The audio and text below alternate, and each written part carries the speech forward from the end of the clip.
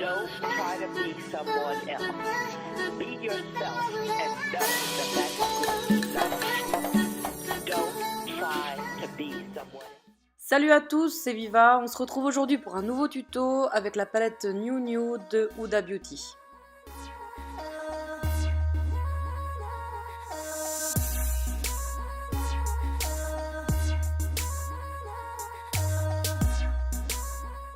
Comme d'habitude, je commence mon maquillage avec la Step 1 base jaune de Make Up For Ever.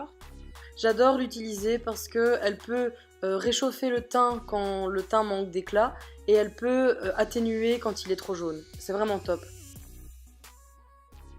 Une fois ma base appliquée, je passe à l'application de mon fond de teint. Ici, c'est un Studio Fix de chez MAC Cosmetics que j'applique avec un pinceau boule de chez Make Up For Ever pour un teint très unifié et assez naturel. J'ai tendance à préférer utiliser des pinceaux pour le fond de teint parce que je trouve que ça fait un rendu plus naturel, moins plâtre, et j'utilise la Beauty Blender vraiment pour les zones de lumière.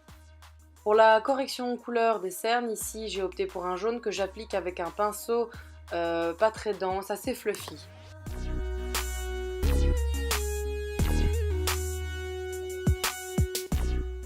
Une fois la correction couleur effectuée et bien fondue, je vais passer à l'anti-cerne, qui ici sera un Studio Fix de chez MAC Cosmetics.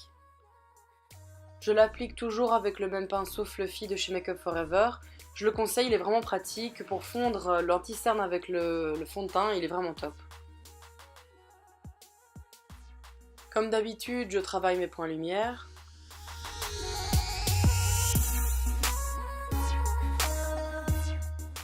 Et comme d'habitude, j'estompe bien avec ma Beauty Blender et j'alterne avec mon pinceau pour vraiment fondre un maximum l'anti-cerne avec le fond de teint.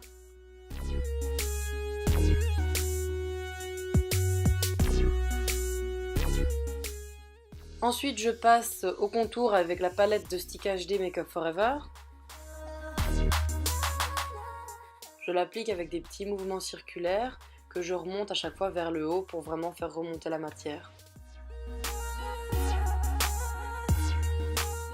Ici, avec le ralenti, vous allez vraiment pouvoir voir mon mouvement, toujours circulaire, en remontant vers le haut, tout le temps, tout le temps. Il est d'ailleurs très important d'estomper toujours vers le haut, parce que si vous estompez vers le bas, vous allez avoir l'impression d'avoir des joues tombantes et c'est vraiment pas joli.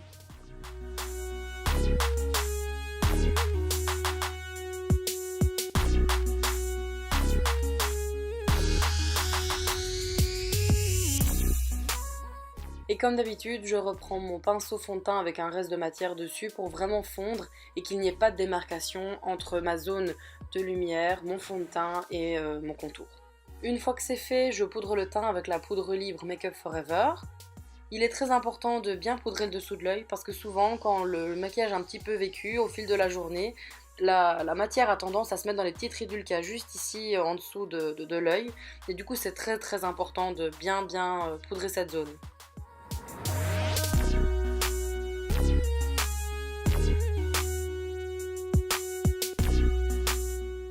Ensuite, je passe au sculpting avec la palette de chez MAC Cosmetics.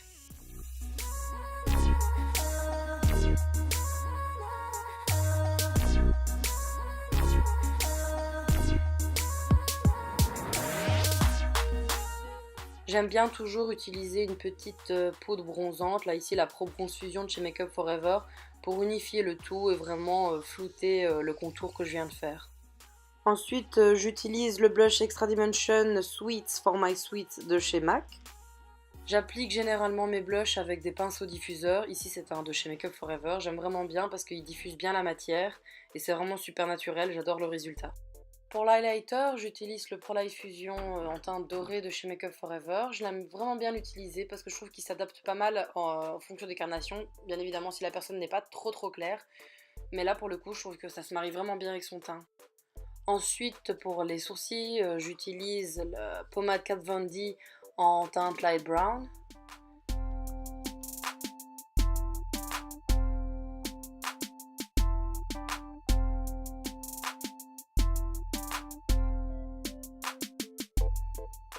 Une fois que j'ai fini de tracer le sourcil, je reviens avec un pinceau et un peu de concealer pour vraiment donner un côté très propre à mon sourcil.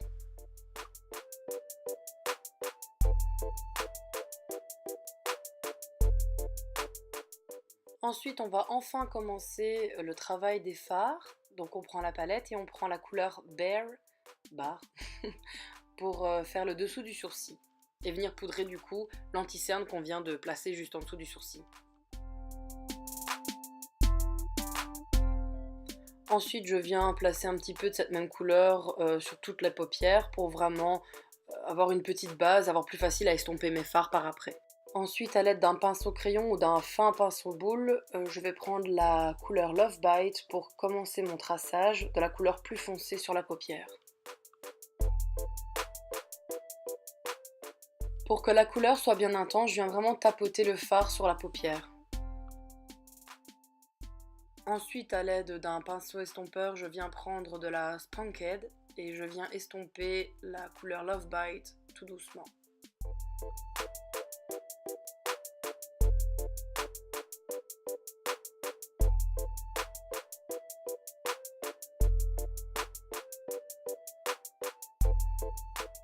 Je n'hésite pas à prendre de temps en temps un pinceau quelconque pour dire de venir estomper les éventuelles petites zones qui ne veulent pas bien s'estomper.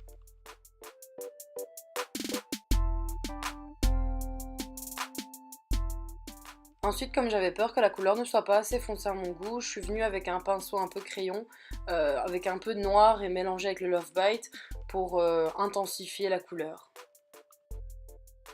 Et comme vous pouvez le voir, je suis souvent en train d'alterner mes pinceaux pour vraiment avoir une estompe homogène. Je reprends des fois des pinceaux propres pour vraiment travailler l'estompe et pour que ça fasse vraiment un côté très diffus et très bien estompé.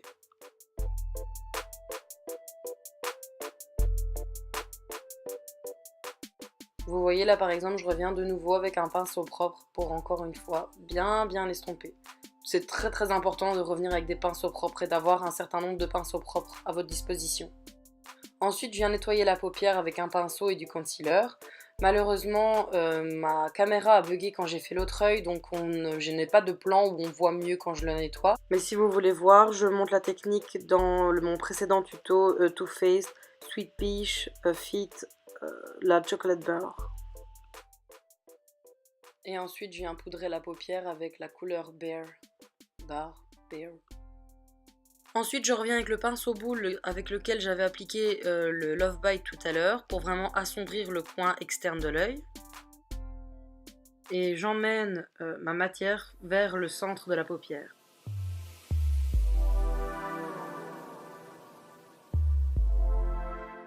Voilà, ici vous allez de nouveau voir que je poudre bien avec la Bear la paupière, parce que comme je vous ai dit tout à l'heure, malheureusement on ne voyait pas le moment où j'ai nettoyé la paupière.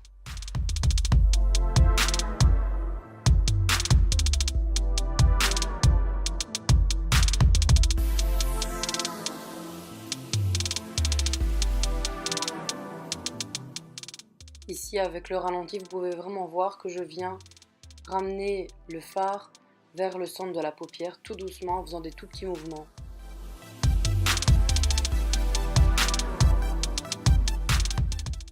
Alors là, désolé pour le cadrage, mais je prends la couleur Fantasy que je suis venue m'édifier un petit peu pour qu'elle soit plus brillante sur le coin interne de mon œil jusqu'à plus ou moins la moitié de la paupière. Ensuite, je vais venir appliquer la Glitter Primer de chez NYX sur le reste de la paupière, là où je compte mettre les paillettes. Ensuite, pour éviter au maximum d'avoir des paillettes, moi je vous conseille de mettre un Kleenex en dessous de votre œil parce que les paillettes des fois ça peut vraiment ruiner un teint et ça peut être vraiment très chiant. Donc moi je mets toujours un Kleenex, comme ça je suis sûre. Ah oui, je ne l'ai pas montré, mais les paillettes que je suis en train d'appliquer sont aussi dans la palette de Huda Beauty et ce sont les Infatuated. Ensuite, je viens m'occuper de mon ras de cils inférieur avec un pinceau boule. Donc je fais toujours les mêmes couleurs, hein, donc de la plus claire à la plus foncée. Plus claire, on diffuse au maximum, et la plus foncée, de plus en plus petit, on estompe de plus en plus petit. Ensuite, avec un tout petit pinceau, je viens vraiment mettre un petit peu de fard noir au ras de la muqueuse pour vraiment intensifier mon ras de cils.